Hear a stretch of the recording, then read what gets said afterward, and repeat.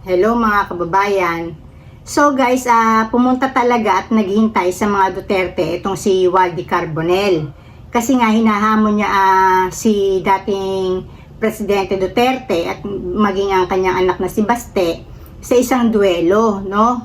Na kung saan kung sino ang maswerteng mabubuhay, ibig sabihin na yun ang mananalo. Ang pagkakaunawa ko dito sa duelo na to, kung mapatay ng sino man sa kanila ang isa, no, libre na sa batas kasi parang may arrangement na maglalaban na lang sila, no, na hindi to patraidor. Kumbaga, alam ng lahat na magduduelo sila. So, kung mananalo halimbawa si Digong, kung sumipot sana, no, pero hindi sumipot ang mag-ama, hindi sumipot si Digong at saka si Baste Duterte, no. Kung mananalo ang isa sa kanila, sana at mapapatay si Waldy, hindi makukulong kasi nga legal na magduduelo. So, kung namang mapatay ni Waldy, ang sino mapapatol sa kanya sa mag-ama, si Digong o si Baste, hindi rin makulong si Waldy kasi nga duelo yun. Pero sad to say, hindi naman sumipot ang mga Duterte. So, ibig sabihin, duwag din naman pala talaga sila. Kasi nga ito, legit yung hamon, harapan. So, walang dumating, no? Kasi siguro iniisip nila, baka mapuruan sila ni Waldy o sila yung matigok, no? Siguro mas nananaig sa kanila na sila yung mapupuruhan kaysa yung mapatay nila si Waldy Carbonell. So, alam nyo guys, dito papatunayan natin, napatunayan, no? Na si Digong, magaling lang siya pagka yung iuutos niya yung pagpatay o halimbawa, yung papatayin niya, walang laban sa kanya. Ibig ko sabihin, yung papatayin ni Digong, kasi siya na rin ang umami, no, na marami na siyang napatay. Siguro itong mga pinatay niya, patalikod, o kaya naman talagang walang laban sa kanya.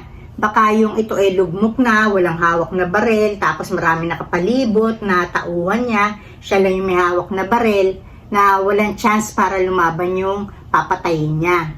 So, dito napatunayan natin kung gaano no, kaduwag din naman pala ang mga Duterte sa isang legal na labanan, no? Kasi legal to harapan kayo pagalinga kung sino yung mabilis bumunot at mabilis nga bumunot kung matatamaan naman yung kanyang target, di ba? Kasi babarilin mo duelo yan So, hindi dumating yung mag-ama.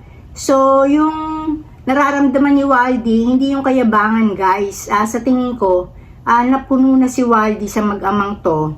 Tapos gusto na rin niya na wakasan yung kung sino man ang papalarin sa kanila, no? Siya o yung mga Duterte, wakasan na rin yung kayabangan ng mga to na willing siyang ibuwis ang kanyang buhay, no? Kasi alam naman ni Waldy na pwede rin naman siya ang matigok dito. So ayun na nga guys, hindi nangyari, no? Na walang dumalo. So, pinatutunayan na itong mag-ama na to, magaling lang sa laban ng patalikod o kaya ito naman si Baste magaling lang manduro. Pero yung harapan na labanan, duwag din naman pala to. So, ayun lang guys, nireport ko lang sa inyo na hindi dumalo itong mag-amang Duterte, itong si Digong at saka si Baste sa Luneta kung saan gaganapin sana yung duelo nila ni Waldy Carbonell. So, dito na ako guys and blessings everyone. Bye.